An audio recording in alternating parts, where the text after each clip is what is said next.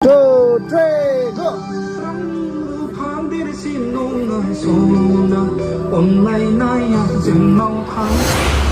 हे लोगोफोर दिनैनि बे गोदान मोनसे शर्ट आपडेट भिडिअआवहाय नोंथांमोनखौ गासैखौबो बरायनो थालायबाय स' लोगोफोर दिनै नोंथांमोननि सेराव मोननै गोदान आपडेट भिडिअ लानानै फैलायबाय स' नोंथांमोना भिडिअखौ आबुङै मिथिनो थाखाय जागायनायनिफ्राय जोबजासिम नायलाङोब्लानो जाबाय स' गिबियावनो दङ एमएन फिल्म प्रडाक्शन बेनारनिफ्राय बाबु बिमा पार्ट 2 गोदान मिउजिक भिडिअ फैनो थांगासिनो दङ दे लोगोफोर स' नोंथांमोना सिगाङाव बे एमएन फिल्म प्रडाक्शननिफ्रायनो बाबु बिमा मिउजिक भिडिअखौ गोबाङानो नायखांबोखाबाय जानांगौ स' बिनिनो बाबु बिमा पार्ट 2 गोदान मिउजिक भिडिअखौ नोंथांमोना एमएन प्रडाक्शन चेनेलाव थाबैनो नुनो मोनसिगोन दे लोगोफोर आरो बे मिउजिक भिडिअआव सिगाङाव जेरैबायदि बर'नि लेजेन्ड एक्टर बिथां राजिब कुमार ब्रह्म लोगोसे मिनिबाला नार्जारिखौ फाव खालामनाय नुदोंमोन आरो बे बाबु बिमा पार्ट 2 आवबो बिथांमोनखौनो फाव खालामनायखौ नुनो मोनफिनगोन दे लोगोफोर स' बे मिउजिक भिडिअआवनो मेथाइखौ रोजाबदों लैथोमा बसुमतारी लोगोसे मिनिबाला नार्जारि बिथाङानो स' लोगोफोर नोंथांमोना बे गोदानै फैनो गोनां बाबु बिमा पार्ट 2 गोदान मिउजिक भिडिअखौ सोर सोर नायनो थाखाय बेसेबां एक्साइटेड कमेन्टनि गेजेरजों बयबो फोरमायहरोब्लानो जाबाय